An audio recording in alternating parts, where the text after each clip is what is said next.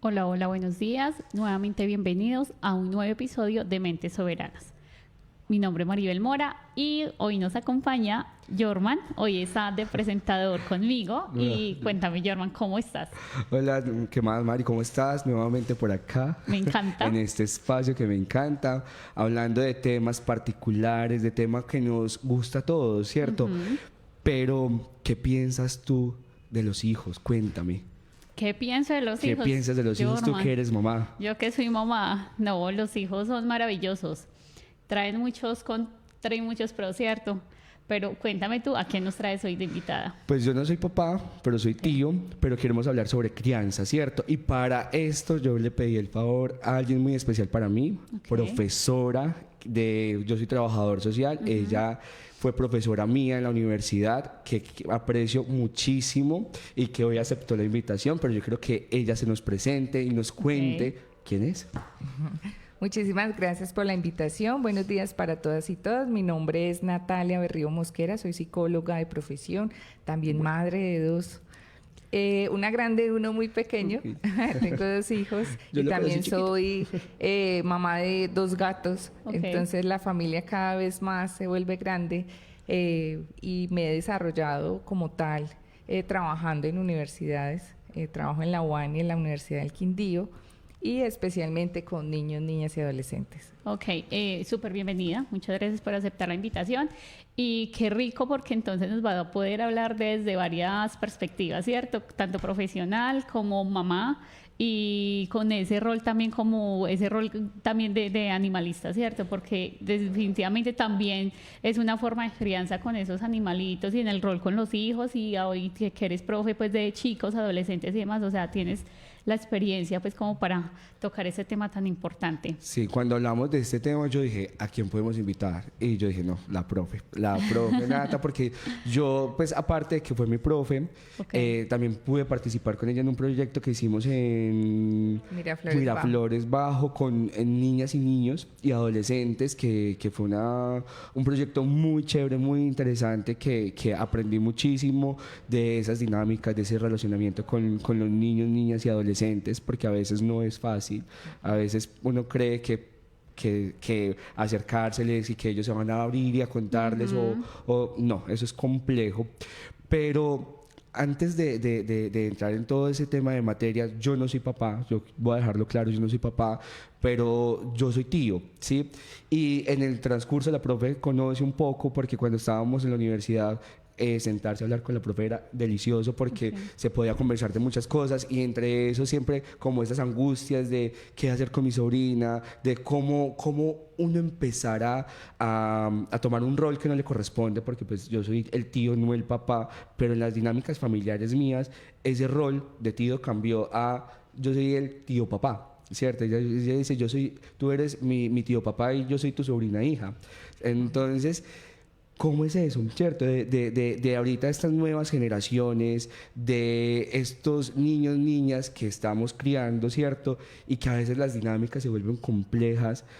Yo quiero saber qué se puede hacer diferente hoy con estos niños, niñas que estamos criando, profe.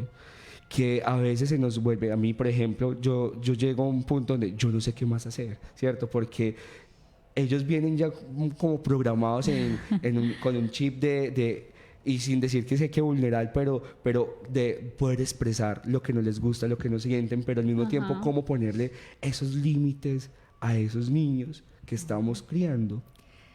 Es una pregunta muy compleja para estos tiempos, precisamente porque cuando hablamos de la crianza tenemos que hablar precisamente de los acuerdos y de herramientas de mutuo manejo, tanto de los niños como de los padres, para que precisamente se logre tener una efectividad, y eso se llama una disciplina positiva, ¿sí? De cómo desde el respeto y el amor siempre vamos a generar autoridad.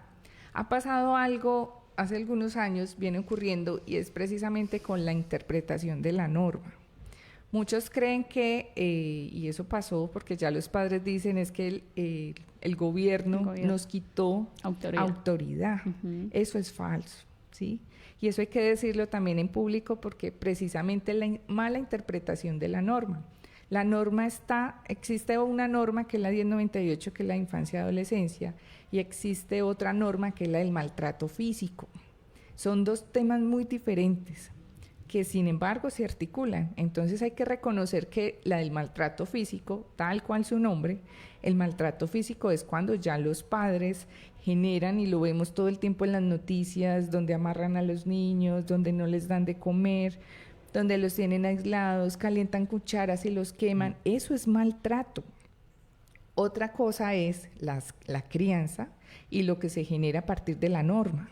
Y es ese respeto por el otro ser humano, pero con límites, y es lo que los padres tienen que seguir haciendo, desde el amor y desde el respeto. Claro, y lo que podemos ir interpretando, porque me han llegado también muchos comentarios, digamos que como tal, pacientes y tal de crianza todavía no he tenido, pero sí tengo un grupo de personitas, de hecho son todas mujeres, a las que les enseño, ¿sí? Yo tengo un técnico. Y alguna vez en una clase me preguntaban eso, como cómo el gobierno, lo mismo que tú decías, nos quitó esa autoridad. Y yo les dije, no, el gobierno no les quitó la autoridad la siguen teniendo ustedes como padres. Lo que pasa es que muchos padres, y desafortunadamente, hacen esa mala interpretación de la norma, justificando su mal rol de padre.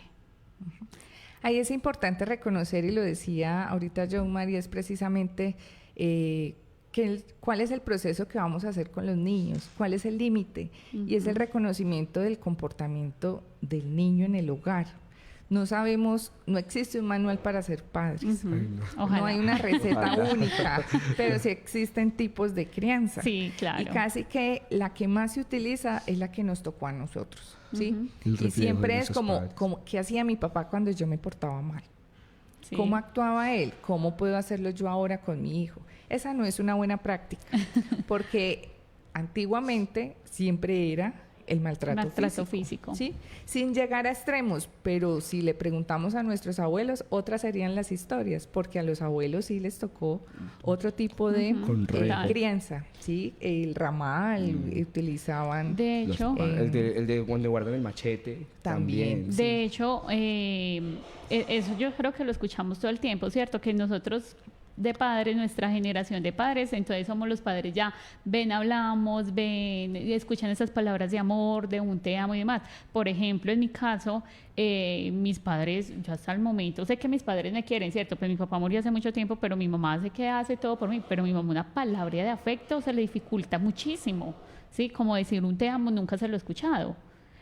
Sé que lo siente por la forma de su lenguaje de amor, como venga pues las ayudo, venga, sí, está siempre dispuesta, pero es eso, nosotros ya venimos como con esa comunicación más abierta, nos sentamos, dialogamos, te amo, sí, pero también es como te amo, pero tienes unos límites, tienes unas responsabilidades. Ese estilo de crianza se llama el democrático. Resulta que hablamos mucho en nuestro contexto, en nuestro país, de democracia, y justo en los hogares debe existir también la democracia. Los niños tienen voz y voto desde los 5 años. Hay que permitirles que se expresen, pero siempre con el tema de que quién tiene como tal en el hogar son los adultos quienes tienen la autoridad, no el niño, ¿sí? Entonces hay que saber preguntar, hay que saberles llegar, hay que expresarles respeto, hay que mostrarles cuáles son los límites para que realmente sea un espacio democrático. Por ejemplo, con mi sobrina, pues mi formación también me ha dado como muchas herramientas, pero obviamente yo en mi casa soy el tío, soy el hijo, soy el hermano, no el trabajador social, ¿cierto? Y a veces se me dificulta mucho, al principio se me dificultaba mucho separar esa línea, pero yo quiero saber cómo llega a ese y cómo generar esa línea entre yo te escucho, yo escucho a ese niño o niña de 5 añitos, personita, ¿cierto? Y valido lo que está diciendo, pero poniendo ese límite de que yo te escucho, pero aquí el adulto soy yo, porque pues ellos pueden expresar, un ejemplo, es que a mí no me gusta la sopa y no me la quiero tomar, ¿cierto? Y se ponen en esa posición, hablo por el caso de mi sobrina, y puede que a ti no te guste, ¿cierto? Pero eso es alimento para ti. Pero entonces, ¿cómo escuchamos, cómo validamos, pero que no se pierda esa línea de autoridad? Cuando pasamos a ser padres permisivos, lo que sucede con el ejemplo que nos compartes es precisamente, te toman la sopa, te doy un dulce. Te toman la sopa, voy al parque. Si te toman la sopa, puedes jugar. Pero ya esa entra... manipulación es ya una crianza permisiva. Si es autoritaria, sería, si no comes, te pego.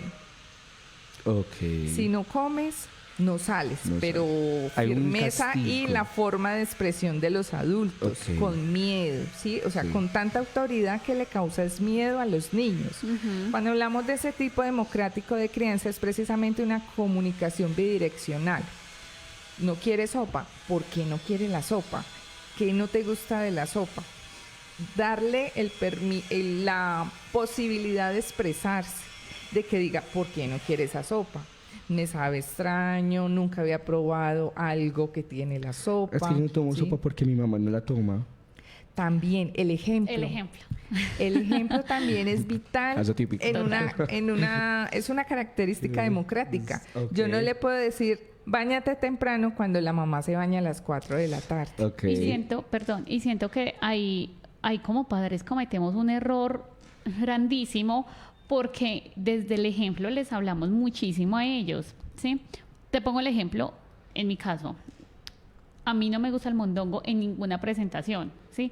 En mi casa mi mamá lo hace en sopa, guisado, de todas las presentaciones. Yo a mi hija nunca le he dado un mondongo, precisamente porque ¿cómo la voy a obligar a comer algo que yo personalmente no me lo voy a comer? O sea, no tendría coherencia obligarla a hacer algo que yo no lo voy a hacer, ¿cierto? Entonces, desde ahí cuando mi mamá dice, mamá, si Isabela se lo quiere comer, perfecto, pero que yo le vaya a obligar o decirle se lo tiene que comer, no va a pasar. ¿Por qué? Porque si yo no lo hago, ¿cómo se lo voy a hacer? Pasa lo mismo cuando los papás dicen, no diga mentiras, no diga mentiras. Tocaron la puerta, diga que no estoy. O sea, parece una mentira inocente porque dicen, no, las mentiras inocentes. Es mentira. ¿Qué le estás enseñando por el ejemplo? No por palabra, por el ejemplo a esa persona que está correcto mentir. ¿Cierto? Y los niños todos aprenden por imitación. Por imitación. Por eso cuando uno les dice no se suba ahí, no se suba ahí, no es no se suba, sino voy y retiro al menor de ese lugar de peligro. Y los padres también descansan, tienen tranquilidad de que el niño no se va a caer. Solo con decirlo no va a funcionar. No va a pasar. Y también depende cómo lo bajes, porque entonces voy y lo bajo. Del jalón. Entonces del jalón. Que no se suba ahí. Exactamente. No te subas ahí por esta y esa razón. Te bajo, ¿cierto? Entonces ahí va mucho en lo que ella dice. Acá quiero entrar a algo y se me vino ahora que lo estaban hablando al tema adolescente. Porque he escuchado, y te cuento el caso de amigas e incluso de una de mis hermanas, que ella ya tiene 2 hijos, ya ha pasado por un adolescente y en este momento está con un adolescente. Hubo un momento en que ella me llamó y me decía, Mari, no sé qué hacer porque el cambio de Juan se siente, él era un niño tierno, amoroso, hoy en día pues ya no es de que venga mamá te abrazo, al contrario, ella es la que lo busca, y una vez llorando me llamaba y me decía, yo siento que no me quiere, yo siento que o sea, empezó pues todo un tema, yo le decía, deja el drama, pero vamos a algo, y es que uno de mis mentores alguna vez decía, yo no entiendo los papás ese afán de que los hijos les estén demostrando en su edad adolescente, ¿cierto? Que les estén demostrando amor y entonces si no se vuelven pues nada. Y ahí entra un tema de manipulación de los hijos. Al ver esa debilidad de los padres de que toda hora tengo que estar validando que te amo, entonces si yo te digo te amo, los padres hacen todo lo que el hijo diga, ¿cierto? Y ahí se comete un error grandísimo, porque el adolescente se da cuenta de eso. De hecho, los niños chiquitos se dan cuenta de eso. ¿Sí? Entonces ahí cómo darle esa guía, esas herramientas, esos tips a esos padres que pasan por esas situaciones, porque te digo, o sea, me ha pasado con amigas que me llaman y me dicen, no sé qué hacer con mi hijo que ya no me quiere, que yo siento que me odia, y no es eso, lo que pasa es que entra todo un cambio. ¿Cómo hacerles entender a los padres? Bueno, ahí lo primero es hacernos la pregunta de ¿cómo fuimos nosotros cuando éramos adolescentes? Esa es una pregunta que siempre hace la UNICEF y es precisamente para volcarnos a pensar como ellos. ¿Sí? Porque a veces crecemos y cuando somos padres se nos olvida que alguna vez fuimos niños y adolescentes. Sí, es verdad. Y cuando eso Total. se olvida, entonces me vuelvo autoritario o porque las sé, me las imagino y puede pasar con mis hijos, entonces me vuelvo a hacer todo lo contrario, ¿cierto? Entonces ahí es importante que nos hagamos esas preguntas de cómo me hubiera gustado a mí que fueran mis padres, Sí. que me trataran, que me cuidaran, que me amaran, que me dijeran, Sí. porque no podemos inclusive cambiar a nuestros padres y decir, ven, mi papá no me dio afecto, entonces yo no le doy afecto a mi hijo, Sí. o al contrario, le voy a dar más afecto a mi hijo porque tampoco lo recibí. En la adolescencia pasa algo muy importante y también fuerte, y es esa transición. La palabra adolescencia es adolecer, es un tema de rebelión, es un tema de rebeldía, pero son diferentes en todos los adolescentes. Hay adolescentes que su rebeldía es que eran muy extrovertidos y llegan a una edad en que se vuelven introvertidos, ¿sí? O otros desafiantes. Y hay diferentes formas de crecer. Cada mundo es único y hay que valorarlo y generar también como en esas atenciones psicológicas de cuál es la situación y la necesidad de cada familia con su adolescente. Hay un cambio hormonal latente y muy fuerte, ¿sí? Tanto en niñas como en niños en ese proceso de pubertad. Claro. Y eso hace que precisamente hormonalmente ni ellos mismos se entiendan ni sepan qué les pasa. Y los padres tampoco, ¿sí? Pero cuando nos recordamos y pensamos, bueno, ¿y qué hacía yo cuando tuve la primera menarquia, que es la primera menstruación, cuando tuve esos cambios de comportamiento que me hubiera gustado que mi papá me dijera, ¿sí? Y así mismo podernos acercar. Porque precisamente en la adolescencia esos cambios de comportamiento hacen que precisamente ellos estén más atentos de sus pares, que son sus amigos de la misma edad, que de las personas de autoridad. Y relacionamos personas de autoridad, son a las personas adultas. Adultas. ¿sí? Dentro de eso están los docentes, están los padres, están policías, ¿cierto? Quien tenga el mando, ellos se vuelven desafiantes. Desafiantes, sí. Y no es porque lo quieran, hace parte de la naturalidad de la transición y de la evolución y desarrollo de la adolescencia. Además, porque entra lo que tú decías. ¿Cuántos años tiene tu sobrina? Tienes 7. Listo, mira, ya tu sobrina entra a decir, no quiero esto y eso, ¿cierto? Pues mi sobrinito lo he hecho desde pequeño. Sí, sí, pero imagínate ya una edad, digamos, adolescente que yo recuerdo que yo sentía ganas de comerme el mundo, o sea, sentía la energía y yo puedo con todo y demás, ¿cierto? Me imagino que le pasa a la mayoría de adolescentes, como que ya me siento muy grande, ya puedo decidir por mí, ya sé qué quiero, cómo me visto y demás. Obviamente uno de padres dice, no, todavía te falta vivir muchas experiencias, te toca así, pero es eso, es esa mentalidad todavía como en esa inocencia, pero, sí. pero en esa inocencia de querer descubrir el mundo por sí solos. Sí, porque mi sobrina ya quiere ser adulta. Ella dice, tú eres la bebé. No, tío, yo no soy bebé. Algo que sucede también es la ambivalencia de los padres. Ujú. Unas veces las ven muy grandes, otras veces muy pequeñas. Total. Y eso genera una inestabilidad emocional fuertísima.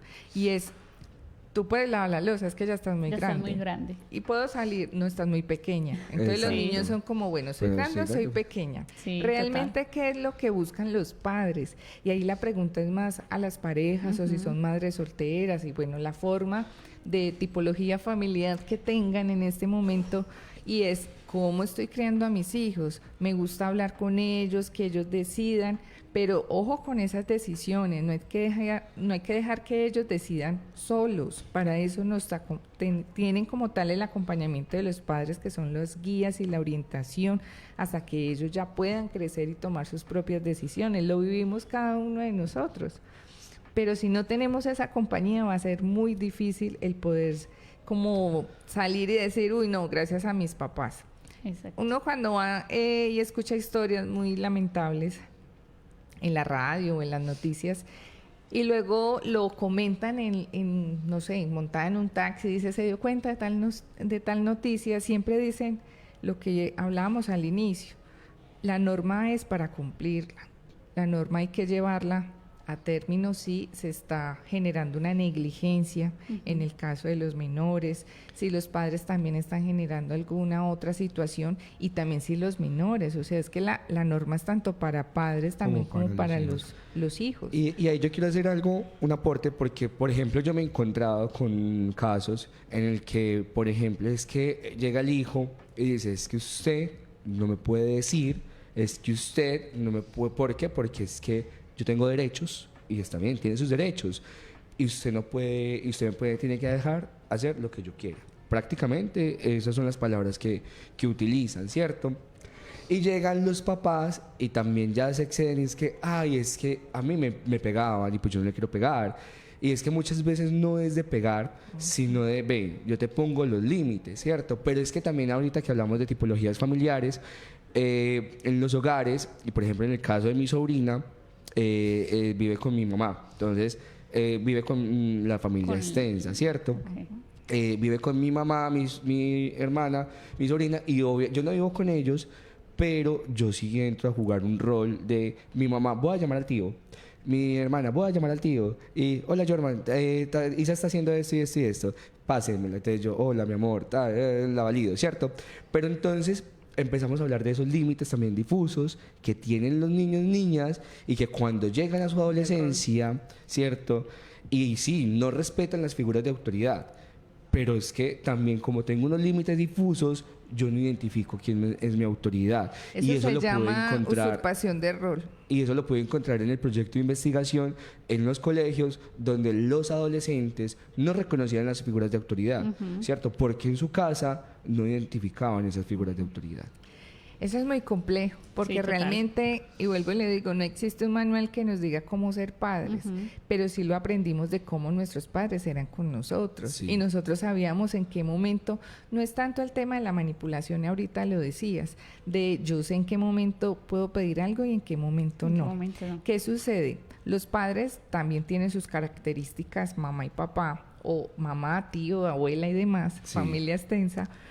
Y es la forma en que le hablan a los hijos. Mira el tío, él hizo el ejemplo ahorita sin darse cuenta, y es precisamente de, voy a llamar a su tío, sí, voy a poner la queja, sí, con el tío autoritario. Sí. ¿Qué sucedió? Es un tío democrático, porque cuando la pasaron al teléfono, le habló bonito, le habló desde el amor, le dijo, mi vida, ¿qué necesitas? ¿Qué pasó?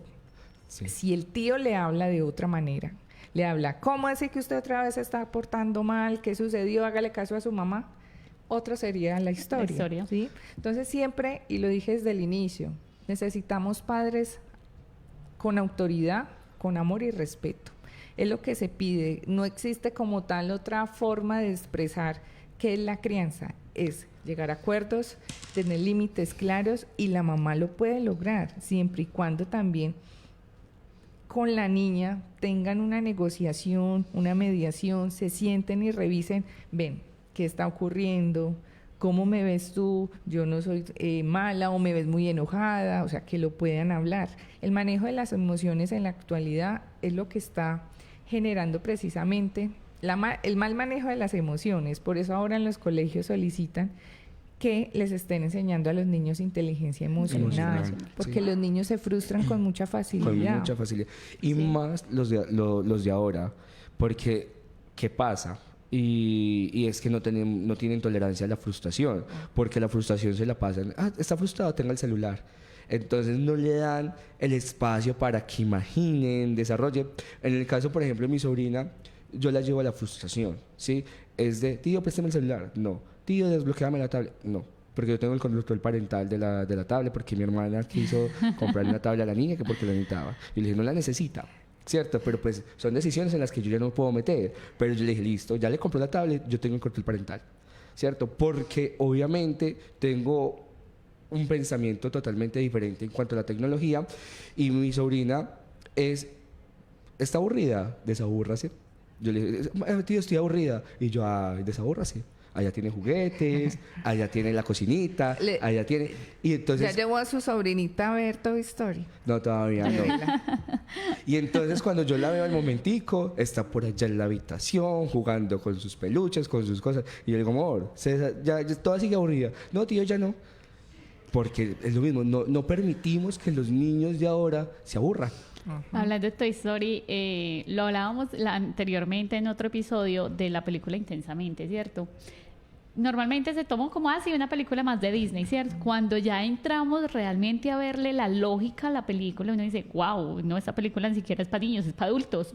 Sí. Entra ese niño interior como que, ahora entiendo cómo funcionan muchas cosas, porque pues digamos que lo hacen muy, muy infantil, muy dinámico, pero pues es la realidad. Con la película de Toy Story a mí me encantó. De hecho, en estos días fui a ver la película y para el transcurso de esta semana tuve una paciente, una niña, digamos que con la situación de Bonnie, un spoiler, y yo le dije, ¿ya te viste la película? Sí, te pasa exactamente lo mismo.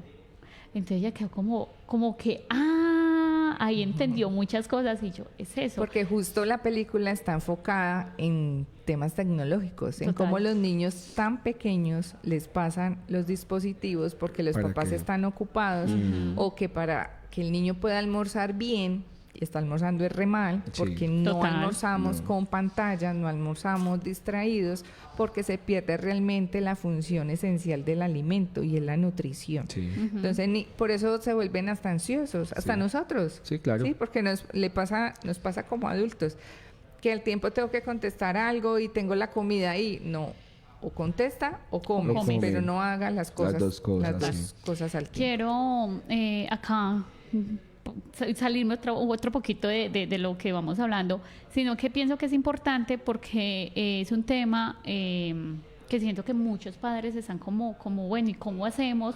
Y es eso de la norma. Yo siento que muchos padres todavía tienen ¿cómo manejo lo de la norma para que mi hijo no entre a decirme, es que tú no me puedes pegar, tú no me puedes hacer tal cosa porque la ley lo dice, porque si no yo me voy para bienestar? Sí, entra como ese tema y los papás realmente empiezan a sentir mucho miedo. De hecho, en estos días tuve un caso familiar y me decía, es que yo no sé qué hacer, porque ella me dice que se va de la casa y yo no sé si dejarla ir, no dejarla ir, ya me ha intentado levantar la mano, entonces no sé qué hacer. En ese caso no sé qué hacer porque la norma dice eso y ahí volvemos al tema de la mala interpretación de la norma, ¿cierto?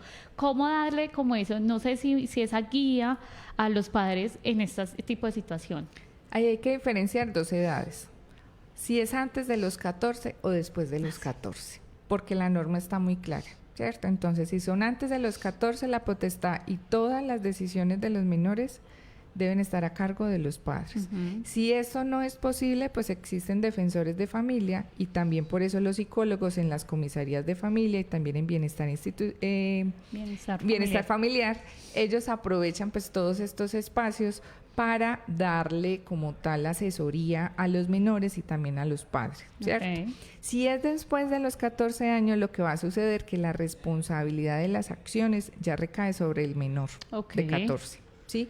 Importante para los padres que nos están escuchando en este momento, y siento que es súper importante que realmente lean la norma, no se queden como que el vecino me dijo, el profesor me dijo, ese me dijo, sino como que realmente lean la norma, lo que no entiendan, asesores de personas que realmente tengan el conocimiento. ¿Qué sucede después de los 14 años? Hay responsabilidad penal para adolescentes. Entonces son chicos que después de los 14 son infractores, que están generando muchas situaciones, inclusive en el hogar, lo vemos en las noticias, que son menores que agreden a sus padres. Sí. Los padres los pueden denunciar, es que están siendo también víctimas y al tiempo son victimarios de todo un sistema que está generando unas dinámicas familiares muy fuertes y que se requiere ese acompañamiento a nivel institucional. Cuando en los hogares no somos capaces de manejar, pues hay que recurrir a las instituciones que reconocemos en nuestro barrio, en nuestro departamento, en nuestra ciudad, precisamente para que hagan ese acompañamiento. Ahí lo que hay que tener claro es, a los menores desde que nacen hay que acompañarlos en todo su proceso y reconocer también su personalidad y su carácter. Total. Casi siempre los niños muestran desde muy pequeñitos, 1 año, 2 años, su forma de ser. Y inmediatamente los abuelos son, ay, mira cómo se parece a la mamá o se parece al papá, y empiezan siempre como a hacer esas comparaciones, y uno es como que, ay, yo no quiero que se parezca a mí, yo soy muy, no sé, o al contrario, muy agresiva o muy temperamental. O al contrario, pasa mucho de que muchos padres dicen como que, es que yo quiero que se parezca a mí, quiero que sea mi mejor versión, entonces lo que yo no fui, lo tienes que ser tú. ese es un gran error porque se genera es a partir de las compras. Sí. O de yo no fui futbolista, entonces yo quiero que mi hijo sea futbolista. Yo no fui bailarina, entonces a mi hija la meto en danza, la meto en ballet, la meto en todo, pero a ella no le gusta bailar. Total. Entonces es una extensión. Buscamos que los hijos sean la extensión de los padres y es una mala práctica, es una mala acción que realizamos los padres con los hijos, porque los hijos muestran son formas de expresarse muy diferentes, que no podemos tener, o sea, como quitar o no tener en cuenta la genética, ¿sí? Porque pues, sí, no se vienen puede de negar. papá y mamá. Ajá. Sin embargo, los niños a medida que exploran y que generan socialización y aprendizaje, pues los niños lo que van a hacer es que me gustó este niño que estaba tocando la guitarra, me gustó este otro niño que no era la guitarra sino la batería, o ninguno era con instrumentos sino que era con los deportes. Entonces ellos mismos van mostrando y el hecho de que en casa no hagan deporte no quiere decir que el niño no haga deporte. Total. Pero también lo que hablábamos ahora, si hablamos de la imitación, si yo muestro que voy cada 8 días a ciclovía, aprovechar que en nuestro departamento tenemos deporte gratuito, que se puede ir. Importante. Y es pensarlo también que si yo voy cada 8 días, pues es un niño que está viendo que los papás se preparan para caminar, Sí. que los papás están dispuestos a comer frutas, verduras y así todo lo que hagamos a nivel de comportamiento. Ahí la herramienta es clara y es mucho diálogo con los niños. Por ejemplo, allí, en mi casa pues no se practica ningún tipo de deporte, pero como, qué rico meterla tal cosa, ¿cierto? Y se mete, le preguntamos, ¿te gustó, no te gustó, cómo te pareció, cierto? Porque sí, yo quisiera que ella estuviera en danzas, por ejemplo, pero si a ella no le gusta, yo cómo la voy a obligar, ¿cierto? Y entonces dijimos, no, vamos a meterla a gimnasia, porque ella le encanta las maromas, le encanta hacerse la media luna, todo eso. Entonces la metimos porque vimos que a ella le gustaba. Los talentos. Exacto. Entonces, claro, cuando empezó como que sí le gusta mucho y ella, mejor dicho, hace el arco y tío, mira lo que aprendí. Entonces me muestra, pero al inicio era tío, no, ya no quiero volver. Y yo, ¿por qué no quiero volver? No, tío, es que la profe es muy exigente, es que tal cosa. Y yo le dije, no, señorita, me hace el favor. Y vuelve, porque ya sí le gustaba las maromas, porque ella llegaba, tío, mira lo nuevo que aprendí, tío, mira tal cosa, tío, mira ya cómo me paro de 2 manos contra la pared.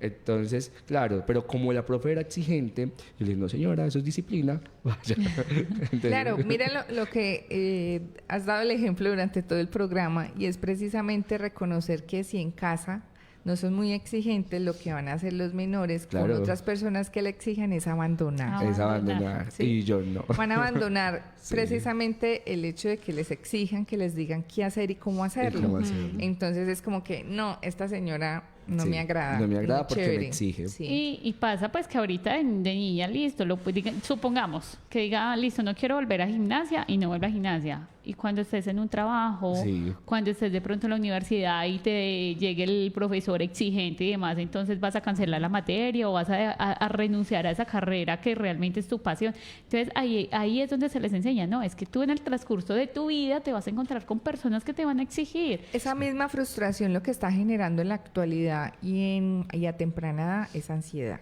Ujú, ¿Sí? total. Entonces los niños se convierten en niños muy ansiosos, Sí. que no saben cómo manejar sus emociones, no saben cómo acercarse a los demás, no saben cómo decir no a otros y por eso también se meten en problemas con facilidad. Y es precisamente porque en casa los padres están muy pendientes también de otras ocupaciones y es no de verdad. los menores. Sí. Entonces ahí siempre un papá o una mamá hay que buscar el equilibrio entre ellos como pareja y como padres. Bueno, pues yo no voy a estar hoy, pero queda a cargo el papá y el papá tiene que saber qué hacer con ese menor. Queda a cargo la mamá y tiene que saber qué hacer con el menor. Pero no entonces como la mamá no le pega, entonces yo sí le pego cuando estoy a cargo.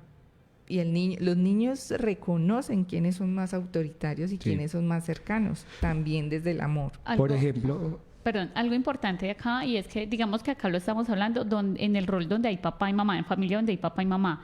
Pero pues hoy en día, sí, yo digo que en un porcentaje muy alto ya no se ve esa dinámica familiar, sino que entonces mamá, abuela o abuelos, en el caso pues de Jorman, entonces los tíos son los que entran, sí.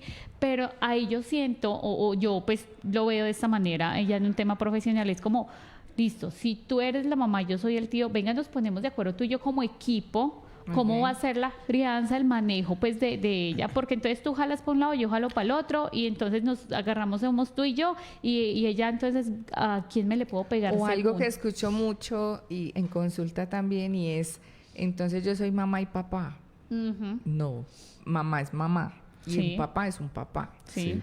Ahí no podemos como confundirlos Confundir, tampoco, sí. porque entonces soy papá cuando le pego, o en qué momento ¿En qué es un momento papá. es papá? ¿En Exactamente. qué momento es la mamá? No, si es Exactamente. la mujer, es Es la la mamá. mamá, es la Ujú. mamá. Sí. No existe un papá, ahí hay un vacío, sí, pero no quiere decir que los niños por no tener papá no puedan salir adelante con esa mamá. Y eso hay Total. que también dejarlo claro, porque siempre es, no, es que mi hijo es así porque no tuvo papá. Sí, lo No, justifican, justifican muchos no, comportamientos. porque la conducta casi que es dada por lo que diga la mamá. Total. Y es precisamente si la mamá es la que tiene ese vacío porque perdió a su esposo, O se en separaron. diferentes circunstancias, lo perdió por duelo, por muerte o por una separación. El dolor es de mujer. Sí, ¿Sí? sí. Y ese dolor de mujer es trasladado a los menores. Sí. Entonces es que no está su papá. Es que vamos a ir a tal lado. No, es que si estuviera su papá. Entonces esos miedos y esa frustración que tiene la mamá se traslada hacia el menor, y el menor es ya como que, es que yo me porto mal porque no tengo papá. Sí. No, te portas mal porque quieres comportarte mal, porque eres un niño inteligente, Ujú. un niño que estás bien de salud, que tienes las herramientas, pero que falta alguien que lo ayude a guiar. Ese sostén, ¿sí? Y ese sostén es precisamente las personas de autoridad. Hay niños que al nacer crecen en hogares sustitutos de bienestar. Sí, Crecen con muchas problemáticas precisamente por lo mismo, porque a los niños sí hay que contarles cuál es su origen y de dónde viene y cuál es su proceso de adopción o cómo se está dando todo, ¿cierto? Pero sí hay que tener claridad de que si el niño crece en amor, en el respeto y con autoridad, es un niño que se va a desenvolver de manera adecuada en el mundo, y la sociedad en la que estamos ahora tiene muchas formas también de verla, porque yo a veces como que sí, ¿será que sí lo hago? ¿Será que sí llevo al niño? Esto tan difícil, tanto consumo. Ese es mi o sea, mayor miedo. muchas cosas Yo que creo hay que en la el de todos, sociedad, ¿cierto? y no es, inclusive es a veces en los buenos colegios, o sea, Sí, ya uno no puede catalogar no. si es bueno o es No es malo, malo, sino no. precisamente del ambiente y de la energía con Sí. que se socialice, porque no podemos hablar más allá, o sea, es que hay muchas problemáticas a nivel social. Sí, y Claro. por ejemplo, eso es uno de mis mayores miedos, ¿cierto? Porque yo le digo, bueno, acá en la casa lo que podamos hacer, ¿cierto? Pero ¿cómo la protejo de ese mundo exterior, por decirlo así? Y pues es muy complejo, ¿sí? Lo que yo digo, hablo con mi familia de listo, tenemos que darle las mejores bases y que ella sepa qué es lo bueno y qué es lo malo, ¿cierto? Y cuáles son. Hablarles. Y yo, por ejemplo, a mi sobrina le enseño mucho de las consecuencias. Entonces ella, por ejemplo, la castigué. Que el castigo porque se dio a ti es una consecuencia, pero ¿por qué? Por esto y esto y esto. Y enseñarle, desde pequeño le he enseñado siempre, es una cosa no tiene nada que ver con la otra. Nosotros hacemos cosas y tenemos una consecuencia, y esa consecuencia puede ser positiva o negativa, ¿cierto? Entonces, cuando, es que me invitó a comer tal cosa, sí, te lo ganaste, ¿por qué te lo ganaste? Por esto y esto y esto. Eso, el Entonces yo diálogo. empiezo a diferenciarla en que el castigo o el beneficio, por decirlo así, pero ¿por qué se dio el castigo y por qué se dio el beneficio? Ahí hay algo importante con ese castigo, porque es que los castigos, los papás dicen una semana sin coger el celular, una semana sin ver Sí. el televisor, y los niños aún están aprendiendo cuánto dura una semana, cuál es el día lunes, martes, miércoles, jueves y viernes. Entonces, hoy le dije una semana sin televisor Y para el y día ya se le siguiente ya olvidó. pasó la semana. Por ejemplo, en mi casa pasa algo muy curioso porque yo sé que le pongo los castigos a mi sobrina la mayor parte del tiempo. Entonces, yo la dejo 2, 3 días, ¿cierto? Pero, ¿qué pasa? Yo la castigo y yo le digo, no puede ver los programas que ella... No, yo no le prohíbo ver televisión porque, pues, obviamente, en la casa hay un solo televisor y, pues, mi mamá yo no le puedo decir, mami, no vea televisión para que ella no vea, ¿cierto? Usted no puede ver, es el programa que a usted le gusta, ¿cierto? Entonces, mami, por favor, véase su novela, véase lo que usted se ve, pero los programas que a ella le gusta, no. Entonces llego yo y cuando veo el televisor es el programa que le gusta. Entonces yo le digo, mami, mira, ¿sí ve? Entonces yo le digo, ese es un problema muy grande porque yo le doy una orden, ¿cierto? Exactamente. Le pongo el castigo, pero llego a la casa, ni usted ni mi hermana me ayudan con eso. Entonces, no se quejen cuando... Entonces yo le dije, no me llamen cuando Isa no les haga caso. Entonces, porque ella se llama Isabela. Entonces yo le digo, cuando le haga caso, porque cuando yo le pongo el castigo, ¿cierto? Las primeras en desautorizar son ustedes. Y mira que ese es un castigo positivo, ¿sí? Porque realmente es enseñarle a tener una pausa. Y justamente la tecnología es la que ha llevado a que los niños también estén mucho más ansiosos y entonces ya lloran si no les ponen el muñeco favorito, ya lloran si no tienen el muñequito que se mueve solo, ya inclusive para balancear a los niños se mueven solos, ya ni siquiera la mamá ayuda pues a mover el cochecito para que se mueva, sino que todo en la tecnología. Sí. Fisher Price y las grandes compañías son expertos en consumo. Sí. Y nosotros felices comprando. Entonces, no, hay que llegar también como a que si tengo un chiquito muy pequeñito en casa, pues que sea yo quien estimule su crecimiento y su desarrollo y no las máquinas o la música o los computadores, sino precisamente cada edad tiene su afán, ¿cierto? Esos son dichos populares. Los terribles, yo he escuchado eso, los terribles 2, los terribles 3. Y no son terribles. Y yo, mis sobrinas son los terribles 7. De hecho, esos maravillosos, a mí me encantaban. Es de acompañamiento. Sí. Si bien desde la teoría sí los denominan así, y es precisamente porque los padres no saben cómo actuar frente al crecimiento de los niños. Entonces eran niños que eran muy quietecitos, los amamantaba la mamá y dormían 12 horas, 9 horas seguidas y ay, tan lindo, está dormido. Y luego es, venga, te muevo para que te despiertes para poderte ver cómo te mueves, ¿cierto? Sí. A medida que los bebés crecen, pues ellos van mostrando que quieren explorar, que quieren ver el mundo. Y los padres son como que, ay, está muy inquieto, es que se mueve, es que sacó todas las ollas, es que regó la sal, el azúcar. Está explorando, acompáñelo. ¿Qué sucede? Es que estamos corriendo demasiado los adultos y no tenemos el tiempo suficiente para hacer ese acompañamiento. Ahorita, y por eso causa que los denominen los terribles y no son ningunos terribles, es de estar más cercanos, mucho más cercanos a los niños, porque los niños tienen rabietas, los niños también presentan pataletas. Sí. Y si uno de adulto tiene pataletas. Yo tengo una pregunta. Pasa eso. En este momento tenemos el caso pues de mi sobrina y tengo el caso de una amiga que también es mamá y ella ya no sabe qué hacer en este punto porque está pasando por esos mismos. Ya la niña está entrando, tiene 7 también, pero está desafiante.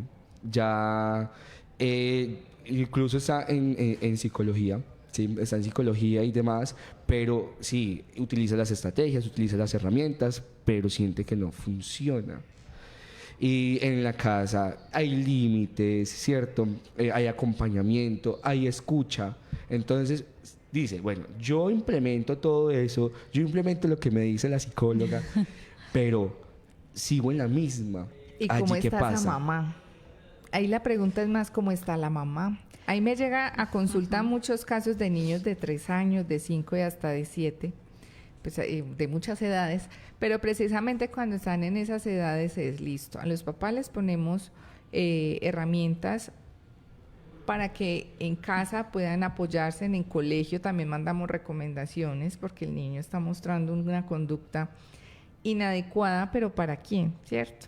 Porque a los niños hay que saber cuándo están siendo niños y no es que estén haciendo un mal comportamiento. Y la otra es, si a pesar de todas las herramientas que utiliza, no está funcionando, ahí la pregunta es, mamá también, ¿cómo está gestionando esa transición de su niña? ¿Sí? ¿Cómo está viendo su evolución? ¿Cómo está viendo que la niña precisamente, que hago de todo, pero no hay un cambio, pero la mamá, ¿qué cambio está haciendo para ver ese cambio en la niña? O sea, eso se llama efecto boomerang en psicología. Y es yo que lanzo, pero también que se me está devolviendo, que estoy recibiendo. Y casi que yo quiero que ella sea la que cambie, pero yo ¿qué estoy haciendo para cambiar? Utilizo estrategias que sí son adecuadas y son brindadas por un profesional en salud mental, pero también yo qué estoy haciendo como mamá, como mujer, ¿será que estoy muy atento a si se movió o no se movió o la estoy dejando ser y crecer? Esa edad justo de los 7 y los 8 años es donde los niños empiezan a construir la moral, qué es bueno y qué es malo. y empiezan a ser desafiantes. Sí. Eso hace parte, eso es natural en los niños, ¿sí? Hay que saberlos, es acompañar. Ven, si tú haces eso, lo que tú hablas, la consecuencia, ¿qué puede pasar? ¿Qué puede ocurrir?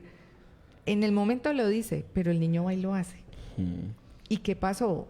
¿Sí? O sea, ¿qué sucedió? No es que la mamá se fue no sé para dónde y la niña entonces sola, porque sí pueden pasar cosas mucho más fuertes, ¿sí? Y de riesgo. Sí. Es el acompañamiento. Vuelvo y le digo, no tenemos el tiempo para estar ahí al 100.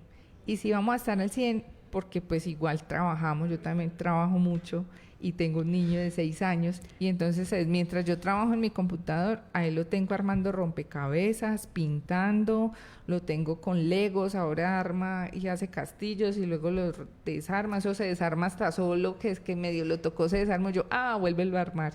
Entonces es como yo lo acompaño, siendo una mamá muy ocupada, pero que tengo que tenerlo cerca, vigilado, porque los niños a solas hacen otras travesuras. Sí. Y es natural, pero ellos no miden el riesgo todavía, están aprendiendo de ese proceso. Y los adultos damos por hecho que ellos saben. Que ellos ya saben.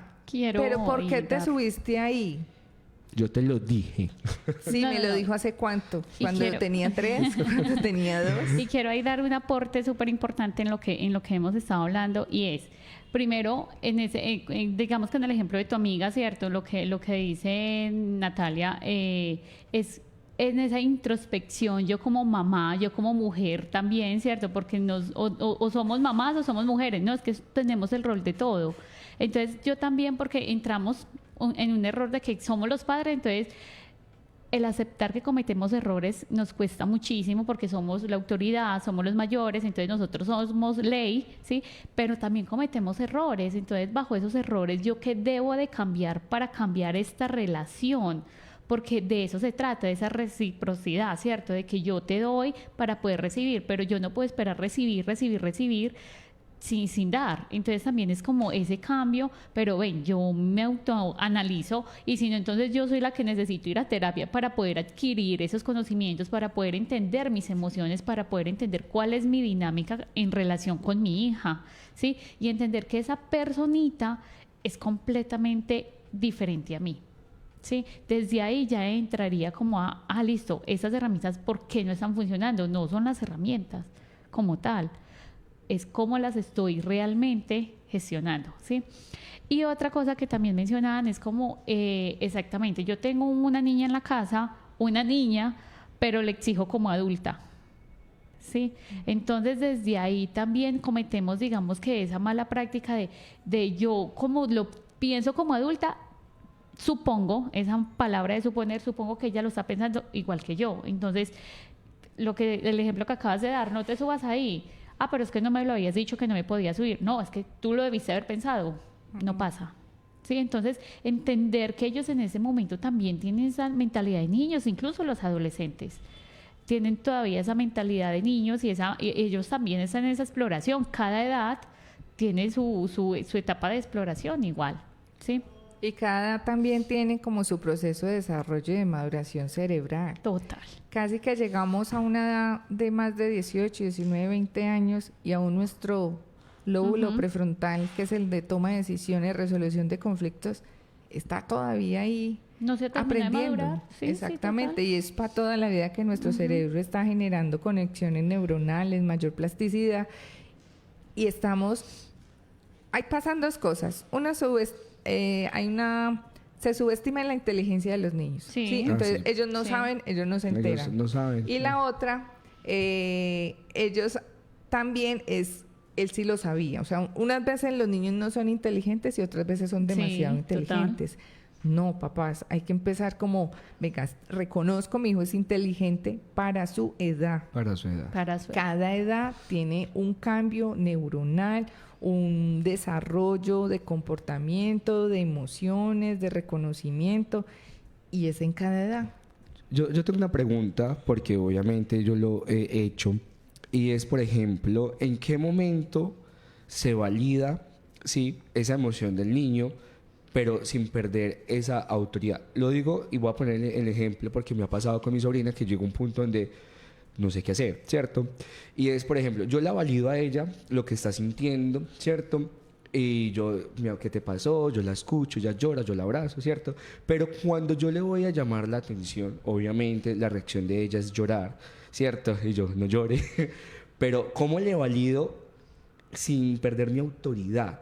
Porque a veces, listo, si yo digo, ven, amor, no llores, sí, tal cosa. Entonces, pero llega un punto donde no sé qué hacer. Bueno, lo primero es no decirle que no llore. Yo ya le iba a responder exactamente lo mismo. Nos quedan 3 minutos de programa, así que esa es la última pregunta. Listo. Nos queda tema. Realmente es muy interesante porque se van generando muchas preguntas y demás, y sé que la audiencia queda con muchas preguntas. Entonces, responde. Bueno, frente a ese, no le digan no llore.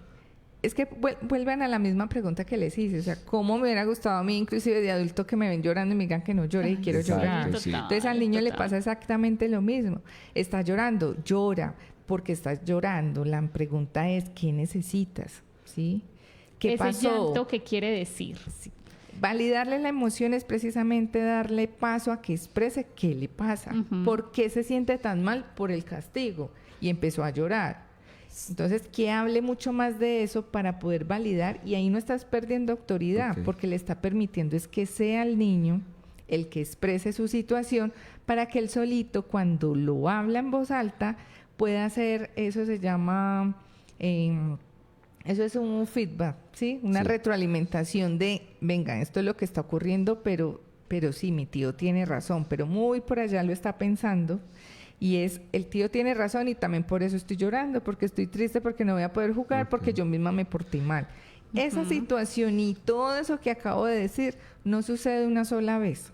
Eso es con la repetición, ¿sí? Eso es los modelos de conducta, el moldeamiento, lo que permite es que el niño finalmente comprenda, pero con muchas fallas que va a tener, y es natural que suceda. Y el tono de voz, ¿cómo tiene que ser ahí en ese momento? Porque yo sé mi tono de voz en el otro, pero en ese, si yo estoy, digamos, corrigiendo en ese momento... No, la puedes acompañar, la puedes abrazar, puedes estar con ella, decirle que respire profundo, que se seque un poquito las lágrimas, que puede seguir llorando, pero que entienda lo que está sucediendo, que entiende, ¿sí? Preguntarle, ¿qué está pasando?